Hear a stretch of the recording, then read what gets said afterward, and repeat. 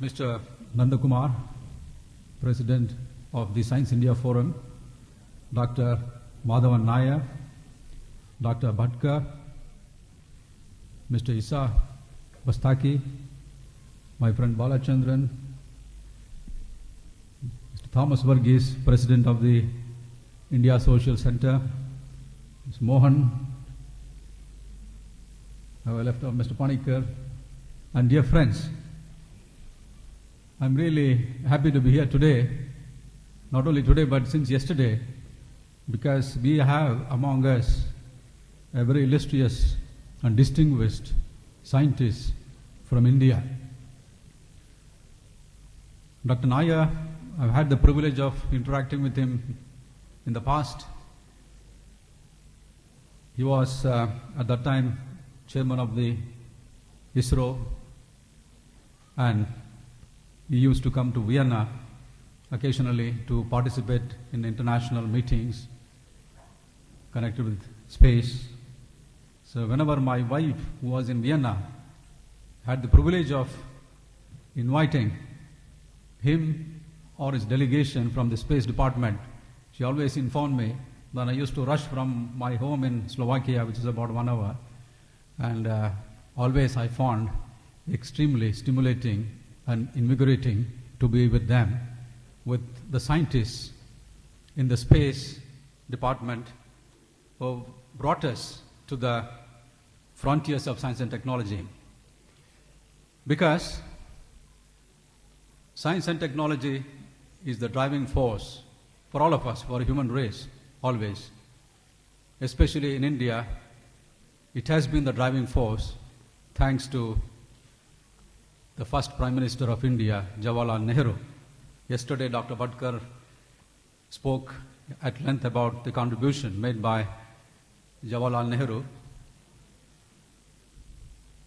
But the science tradition in our country is very old, more than 5,000 years.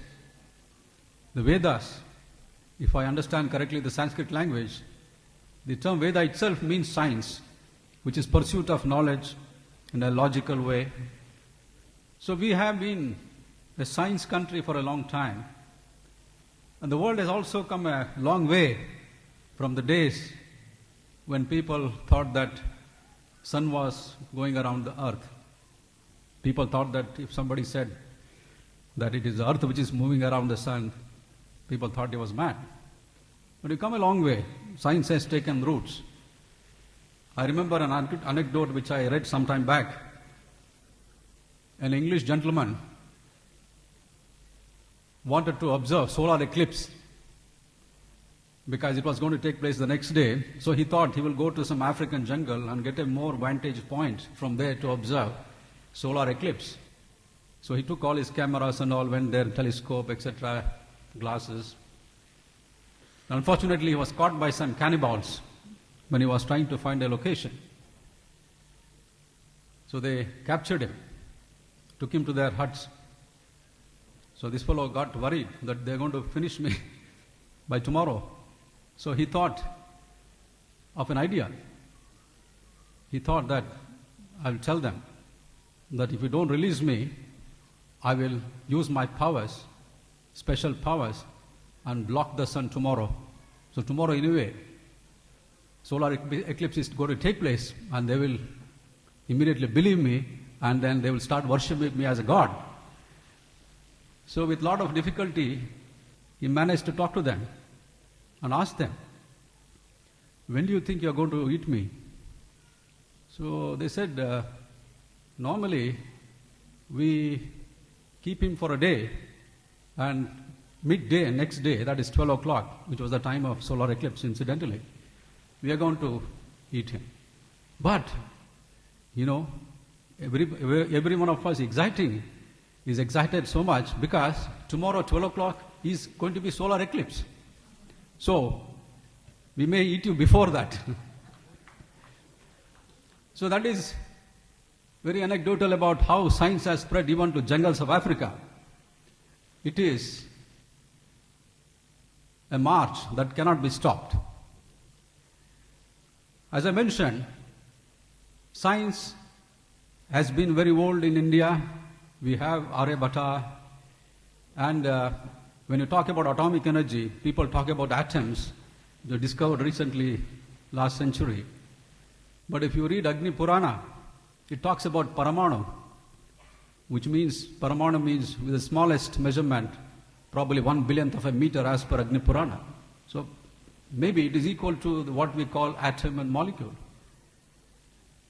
We had made a tremendous progress in many areas, including metallurgy. For instance, if you go to India and see Ashoka Pillar in Delhi, for instance, it's more than 2,000 years old, and despite the elements of weather, it has withstood without much damage, without much rusting.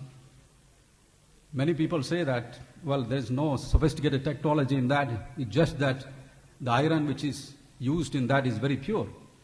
But even to find that iron was very pure and to use that material, those people who built that must have had some knowledge of metallurgy. So there are many areas one can go on.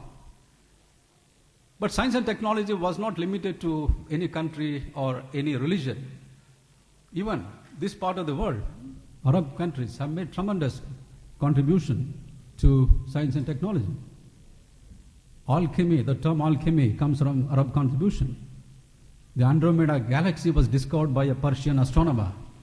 There were observatories in many parts of Central Asia.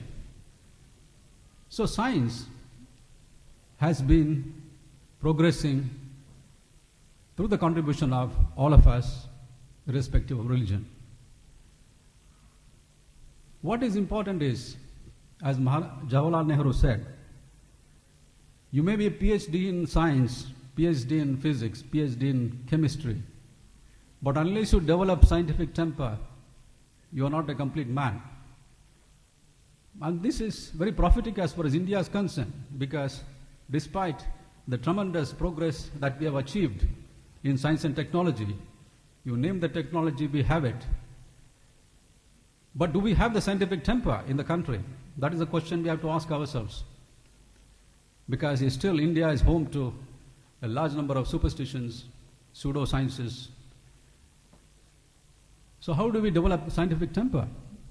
Unless India develops scientific temper, or globally it is developed, there will be a lot of social ills, mismatch between technology and human beings. So development of scientific temper is very important. I remember visiting a school in USA when I was there. So the teacher, they told me that, give me an incident, how they cultivate scientific temper among students. He told me that they got 5 boys from the school, 5-year-old boys, and made them wear white shoes, and then made them run outside the school on a muddy soil. And when they came back, the teacher asked them, remove your shoes and separate the mud. So they did it very religiously. They cleaned up their shoes and put it. The next question the teacher told them was, please separate the seeds from the dirt, because there are also seeds. So the 5-year-old kids struggled very hard, took out, probably they thought whatever looked alike with each other, seeds, took them out and separated. And they were also given a very basic lens. They did something. So the teacher told them, well, you think these are the seeds and these are the mud, dirt. So how do you prove it? He further told them, go and plant them outside, separately, and see for yourself. So they did it. What they thought was mud also had some seeds, and the seeds they had separated had some mud. So ultimately, they learned how to hypothesize and how to go after the truth by testing. So he said that this is how we try to cultivate scientific temper in their minds. Otherwise, you just tell them, wash the shoes, throw the dirt. Because yesterday, this came to my mind because yesterday when Dr. Nair spoke to the students, they asked him, how do we develop scientific temper, he told them, you go and observe nature and just think. That is all is required. So this is a very important task of developing scientific temper among us. And I'm very happy that Science India Forum is involved in this noble task of bringing science and technology to the people here in UAE and also developing scientific temper among the young children. I wish them success. I'm very happy to be here, and I'm privileged to be here with Dr. Nair and other illustrious scientists who contributed to growth of India, to the image of India in a big way, including supercomputer, Dr. Bhatkar's contribution. We should thank them because I was in the Atomic Energy Commission and I remember a statement made by Homi Bhabha when countries like USA, they developed nuclear technology. They wanted to keep it to themselves. They didn't want to give it to other countries. So Homi Bhabha said, we want this technology for peaceful purposes because it can be used for the progress of human beings. But they refused to give the technology. Then he declared that you cannot keep science and technology under lock and key for a long time. We will develop the technology ourselves. And he went and developed the technology and made India self-reliant. Similarly, in 1974, we exploded the nuclear device for peaceful purposes. So again, many countries imposed embargoes on us, including on the Space Department. They refused to give us technology, including computers, supercomputers. Again, we followed the same principle of becoming self-reliant. And thanks to scientists like this, we achieved this goal also. Space technology is developed through indigenous efforts. Supercomputer, which they refused to give us, has been indigenously developed.